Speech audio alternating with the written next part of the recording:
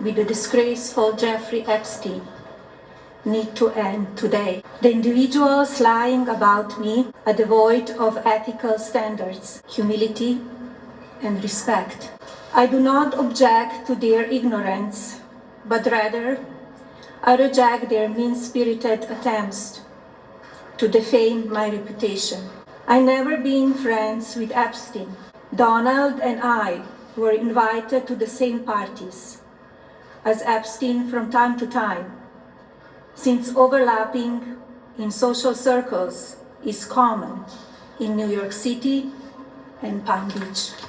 To be clear, I never had a relationship with Epstein or his accomplice, Maxwell. My email reply to Maxwell cannot be categorized as anything more than casual correspondence. My polite reply to her email doesn't amount to anything more than a trivial note. I am not Epstein's victim. Epstein did not introduce me to Donald Trump.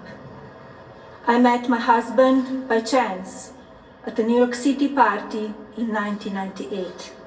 This initial encounter with my husband is documented in detail in my book, Melania. The first time I crossed paths with Epstein was in the year 2000 at an event Donald and I attended together. At the time, I had never met Epstein and had no knowledge of his criminal undertakings. Numerous fake images and statements about Epstein and me have been circulating on social media for years now. Be cautious about what you believe. These images and stories are completely false. I'm not a witness or a named witness in connection with any of Epstein's crimes. My name has never appeared in court documents, depositions, victim statements, or FBI in interviews surrounding the Epstein matter.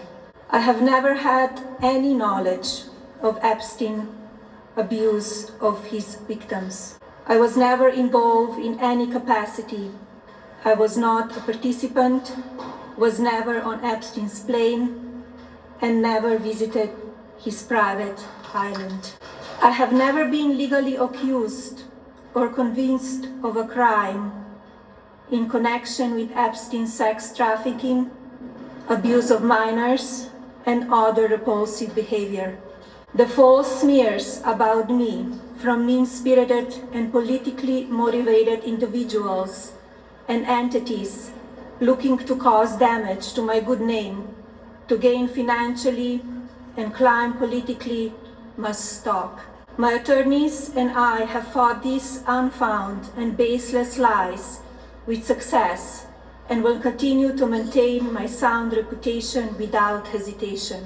To date, several individuals and companies have been legally obligated to publicly apologize and retract their lies about me, such as Daily Beast, James Carville, and HarperCollins, UK.